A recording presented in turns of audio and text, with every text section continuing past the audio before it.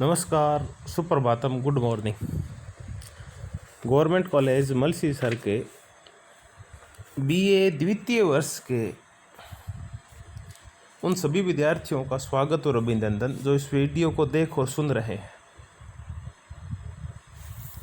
साथियों, प्रिय विद्यार्थियों, आज के इस वीडियो में हम ब्रिटिश राज व्यवस्था और ब्रिटिश संविधान से संबंधित कुछ और मुद्दों को करते हैं। पिछले वीडियो में हमने ब्रिटिश राज व्यवस्था से संबंधित विभिन्न परंपराओं, मुद्दों और काल विभाजन के ऊपर चर्चा की थी।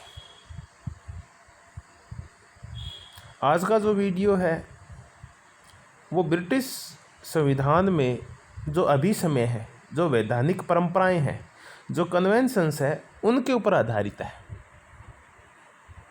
तो ये कन्वेंशंस क्या है, ये परंपराएं, ये प्रथाएं क्या है, कानून से ये किस रूप में अलग हैं, इनके लक्षण क्या है, तो आज हम इस वीडियो में इसी पे चर्चा करेंगे। तो आज का अपना जो अध्ययन का विषय है वो है ब्रिटिश संविधान के जो अभिसमय हैं, वैधानिक परंपराएं हैं, वैधानिक प्रथाएं हैं, उनका तात्पर्य, उसके लक्षण, और कानून में और अभिसमय में, लॉ और कन्वेंशन में डिफरेंस क्या होता है, हम आज इसके ऊपर भी चर्चा करेंगे।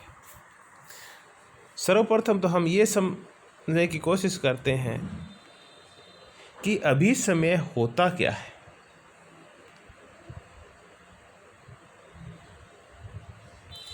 ब्रिटिश विद्वान है जेस मिल। जब हम उपयोगितावाद करते हैं तब हम जर्मी बेंथम और उसके शिष्य जेस मिल की चर्चा करते हैं। जेस मिल इन अभिसमयों को, इन कन्वेंशंस को संविधान के अलिखित नियम कहते हैं, क्योंकि ब्रिटिश संविधान हमें पता है अलिखित है और ये परंपराएं हैं, ये अभिसमय हैं जो उनके नियमों का निर्धारण करती है। तो जेस मिल के अनुसार अभिसमय है संविधान के अलिखित नियम जिनके अनुसार ब्रिटिश व्यवस्था चलती है। दूसरे विद्वान हैं एनसन इन कन्वेंशंस को वैधानिक या संवैधानिक परंपराएं कहते हैं। यानी संविधान की जो परंपराएं हैं उन्हीं वो अभिसमय कहते हैं। डाइसी इनके लिए एक विशिष्ट शब्दावली का प्रयोग करते हैं। डाइसी इन अभिसमयों को, वैधानिक परंपराओं को संविधान संबंधी नैतिक आदेश कहते हैं। प्रोफेसर ओग कहते हैं, प्रोफेसर ओग के खुद के शब्दों में हम बात करें तो अभिसमय उन समझौतों, आदतों या प्रथाओं से मिलकर बनते हैं जो राजनीतिक नैतिकता के नियम मात्र होने पर भी बड़ी से बड़ी सार्वजनिक सत्ताओं के दिन प्रतिदिन के संबंधों और गतिविधियों के अधिकांश भाग का नियमन करते हैं। इसका तात्पर्य ये है कि ओग ये समझाना चाह रहे हैं कि अभिसमय वो प्रथाएं होती है, वो आदतें होती है जिनके अनुसार किसी भी देश की सत्ता का संचालन होता है। हम अपने घर में भी देखें तो हम देखेंगे कि हमारे घर में बुजुर्ग जो हैं, हमारे दादा हैं, हमारे पिता हैं, चाचा हैं, उन्हीं के आदेश चलते हैं।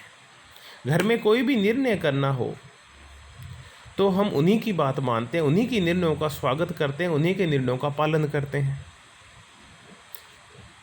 तो ये कहीं लिखित में नहीं है कि आपको इनका पालन करना ही होगा। ये परंपराएं हैं और यही परंपराएं हमारे परिवार की सुदृढ़ता का, भारतीय परिवारों की सुदृढ़ता का आधार है। ऐसे ही ब्रिटिश जो संविधान है, ब्रिटिश शासन व्यवस्था है, उसमें बहुत सारी परंपराएं हैं जिन्होंने उसको नया रूप दिया है। हालांकि वो लिखित में नहीं है, वो परंपराएं हैं जो धीरे धीरे स्थायी हो गई। तो हम पहले अभिसमय क्या है, हम इसको समझने की कोशिश करते हैं। तो साधारण शब्दों में कहें तो ये ऐसे अलिखित नियम हैं जिन नियमों के अनुसार ब्रिटिश सरकार है उसका संचालन होता है। जैसे ब्रिटिश जो क्राउन है, वहाँ का सम्राट है, चाहे वो साम्राज्ञी हो चाहे रानी हो, वो अपने मंत्रिमंडल के परामर्श के अनुसार ही काम करती है। ये कहीं भी लिखित में नहीं है, बल्कि ये धीरे धीरे परंपरा थी जो स्थायी हो गई है। एक और चर्चा करें। ब्रिटेन में प्रधानमंत्री वही व्यक्ति बनता है जिसके पास हाउस ऑफ कॉमन्स में बहुमत हो, यानी बहुमत दल का नेता ही प्रधानमंत्री बनता है। ये कहीं भी लिखित में नहीं है वहाँ, बल्कि ये वहाँ परंपरा है। और चर्चा करते हैं। ब्रिटिश जो संसद है, पार्लियामेंट है, उसके दो सदन हैं। एक है जनता का सदन हाउस ऑफ कॉमन्स और दूसरा है लॉर्ड सभा। ये कहीं लिखित में नहीं है, अपने तो संविधान में लिखा हुआ है। ये एक लोकसभा होगी और राज्यसभा होगी, जबकि ब्रिटेन में ये वहाँ परंपराओं पर आधारित है। पहले लॉर्ड सभा हुआ करती थी, फिर धीरे धीरे वहाँ हाउस ऑफ कॉमन्स का विकास हो गया, और हाउस ऑफ कॉमन्स है वो लॉर्ड सभा को पीछे छोड़ के बहुत ज़्यादा शक्तिशाली हो गई। तो ये सब वहाँ परंपराओं की देन है। तो ये ऐसे बहुत सारे वहाँ कन्वेंशंस चलते हैं, वैधानिक परंपराएं चलती है जो स्थायी हो गई है और कानून से भी ज़्यादा शक्तिशाली हो गई है। तो ऐसी ही परंपराओं को जो वहाँ शासन व्यवस्था के संचालन में महत्वपूर्ण भूमिका निभाती है, उन्हें हम अभिसमय या वैधानिक परंपराएं या वैधानिक प्रथाएं कहते हैं।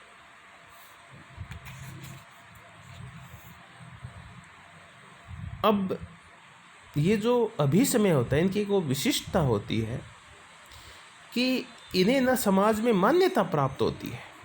जनता ये मानती है कि ये हमारे लिए फ़ायदेमंद है, ये हमारे लिए उपयोगी है, इसलिए इसका ये पालन किया जाता है। यानी इसके पीछे कानून की या डंडे की शक्ति नहीं होती, बल्कि इसके पीछे शक्ति होती है वो परंपराओं की उपयोगिता की और आपसी सहमति की शक्ति होती है। इसीलिए प्रत्येक संस्थान, प्रत्येक व्यक्ति इसका पालन करता है। इनको ये बड़े कानून की तरह इनको पवित्र माना जाता है। प्रत्येक व्यक्ति अपना ये नैतिक दायित्व समझता है, प्रत्येक संस्था अपना ये नैतिक दायित्व समझती है ब्रिटेन की कि हम इन प्रथाओं का, वैधानिक परंपराओं का पालन करें, इन अभिसमयों का पालन करें। अब हम आगे बढ़ते हैं। अभिसमयों का अर्थ समझने के बाद हम अगली चर्चा जो करेंगे वो इस मुद्दे के ऊपर करेंगे कि कानून में और अभिसमय में भेद क्या होता है। Differences between law and conventions. कानून और वैधानिक परंपराओं में भेद, कानून और परंपराओं में भेद। चलिए हम पहले कानून की और परंपराओं की चर्चा करते हैं। इसको समझने के लिए एक भारतीय उदाहरण देखते हैं। पहले हम कानून की चर्चा करते हैं। कानून क्या है? हमारे संविधान का अनुच्छेद 17 ये कहता है कि कोई भी व्यक्ति दूसरे व्यक्ति के साथ छुआछूत और अस्पृश्यता का व्यवहार नहीं करेगा। ये कानून कह रहा है। अब जो भारतीय समाज है उसकी परंपरा देखते हैं। हम खुद देखते हैं कि हमारे समाज में बहुत बड़ी कमी है कि देश की आज़ादी के 70 साल बाद तक हम दलितों के साथ, पिछड़ों के साथ अस्पृश्यता का और छुआछूत का व्यवहार करते हैं। ये कोड है, ये खाज है हमारे भारतीय समाज की। लिखित में कहीं नहीं है कि आप अस्पृश्यता और छुआछूत का पालन करेंगे। इसके बावजूद हम, चूँकि ये परंपरा चली आ रही है, पिछले गंदी परंपरा, पिछले 1500-2000 साल से ये हम उसका पालन कर रहे हैं, आज भी हम इसको मस्तिष्क से निकाल नहीं पा रहे हैं। तो देखिए, कानून अलग है और परंपराएं अलग है।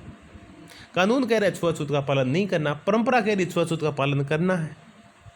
तो मैंने आपको ये उदाहरण इसलिए दिया ताकि हम स्थानीय स्तर के ऊपर ये समझ सकें, लोकल लेवल के ऊपर, कि कानून क्या होता है और प्रथाएं क्या होती है। अब हम कानून और वैधानिक प्रथा या कानून और अभिसमय में भेद क्या होता है इसकी चर्चा करते हैं। पहले हम चर्चा करते हैं रूप के आधार पे क्या भेद है। देखिए, कानून लिखित होते हैं और जो अभिसमय होते हैं, कन्वेंशन और परंपराएं होती है, वो अलिखित होती है। आप अपने पिता की बात मानते हैं, कहीं लिखा हुआ नहीं है, तो ये परंपरा है। कहीं भी लिखा हुआ नहीं है ब्रिटेन में कि मंत्रिमंडल की बैठक की अध्यक्षता प्रधानमंत्री करेगा, फिर भी वो करता है, क्योंकि ये परंपरा है। वहाँ कानून नहीं है, बल्कि अलिखित रूप में सब मानते हैं इसको, तो ये परंपरा है, ये अभिसमय है। तो कानून होते हैं वो लिखित होते हैं, और अभिसमय होते हैं वो अलिखित होते हैं। निर्माण के आधार के ऊपर अगर हम भेद करें कि निर्माण कैसे होता है, तो कानून है वो एक सभा के द्वारा, या जो कानून निर्माण करने वाली संस्था है, चाहे संसद है चाहे कोई और है, उसके द्वारा एक निश्चित समय में तैयार किया जाता है। जैसे हमारे यहाँ विधानसभाएं और संसद कानूनों का निर्माण करते एक निश्चित समय में, उनको लिखती है, उनका निर्माण करती है। तो ये तात्कालिक सत्ता की इच्छा का परिणाम होता है, जबकि जो परंपराएं होती है वो हमारे व्यवहार में होती है, जो पुराने समय से हमने अपना रखी है। तो इनका एक निश्चित समय में निर्माण नहीं होता, बल्कि यह परंपराएं धीरे धीरे स्थायी हो जाती है, तो वो अभिसमय बन जाती है, कन्वेंशन बन जाती है। तो दूसरा भेद ये है कि कानून का एक निश्चित समय में निर्माण किया जाता है, ये तात्कालिक राज सत्ता की इच्छा के परिणाम होते हैं जो कानून होते हैं, और लिखित में होते हैं। परंपराएं जो पुराने समय से चली आ रही है वो स्थायी हो गई है, वो परंपराएं जिनका निर्माण नहीं किया जाता, जो अलिखित होती हैं। तीसरा और बड़ा भेद है कानून और अभिसमय में, वो निश्चितता के आधार के ऊपर है। कानून का भाव होता है वो निश्चित होता है, इसे एक विशेष समय में लागू किया जाता है, इनके ऊपर किसी प्रकार का कोई विवाद नहीं होता। जबकि जो अभिसमय होते हैं, विधान से संबंधित जो प्रथाएं और परंपराएं होती है, जो कि ब्रिटिश संविधान में बड़ी महत्वपूर्ण भूमिका निभाती है, तो ये परंपराएं अस्पष्ट होती है, अनिश्चित होती है। कई बार इनके अर्थ को लेके भेदभाव भी हो जाता है, मतभेद भी हो जाता है, जबकि कानून के संबंध में कोई भेदभाव नहीं होता। कानून तो निश्चित होते हैं, उनके अर्थ भी निश्चित होते हैं। चौथा और अंतिम भेद ये है स्वीकृति के आधार पे। तो एक हम और अंतिम भेद की चर्चा करते हैं, वो है स्वीकृति के आधार। कानून के पीछे राज्य की शक्ति होती है। अगर आप कानून का पालन नहीं करेंगे तो आपको दंडित किया जाएगा, आपकी गिरफ्तारी हो जाएगी। लेकिन अभिसमयों का पालन करना, परंपराओं का पालन करना आपकी इच्छा के ऊपर होता है। अगर आप अपने पिता की बात नहीं मानते हैं तो आपकी इच्छा है, लेकिन कानून का पालन तो आपको करना होगा। जैसे कानून है कि आप सड़क पर जब चलेंगे तो हेलमेट पहन के चलेंगे, या कोरोना के समय ये कानून है कि आप जब भी बाहर निकलेंगे और भीड़ भरे स्थानों के ऊपर जाएंगे तो आप मास्क पहनकर जाएंगे। अगर आप ऐसा नहीं करते हैं तो आपको दंडित किया जाएगा। तो ये है कानून। परंपराओं के पीछे दंड शक्ति नहीं होती, परंपराओं के पीछे सिर्फ जन और नैतिक दबाव होता है, सरकार का और डंडे का और पुलिस का दबाव नहीं होता। तो ये चार प्रमुख भेद हैं जिनकी हमने चर्चा की, और हमने ये समझने की कोशिश की कि कानून में और अभिसमय में भेद क्या होता है। हम एक विद्वान है जेनिंग्स, उनकी बात के साथ विराम देते हैं आज के इस टॉपिक को। जेनिंग्स कहते हैं कि क्या कानून है और क्या अभिसमय है, ये मुख्यतः पारिभाषिक प्रश्न है। इनके उत्तर केवल उन्हीं को ज्ञात है जिनका कार्य उन्हें ज्ञात करना है। जनसाधारण के लिए इस बात का कि कोई नियम न्यायिक अधिकारियों द्वारा मान्य है या नहीं है, इसका कोई विशेष महत्व नहीं है। यानी अभिसमयों के पीछे है वो जन स्वीकृति होनी चाहिए, न कि कानूनी स्वीकृति।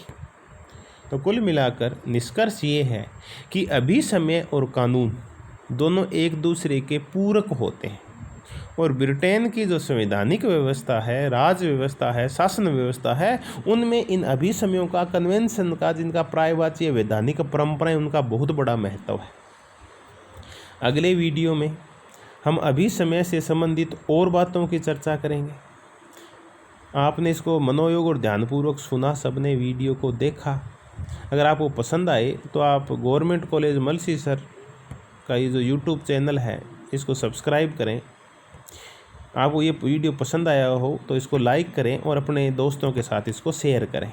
अगले वीडियो में हम ब्रिटेन में प्रचलित अन्य वैधानिक परंपराओं की, कन्वेंशंस की चर्चा करेंगे।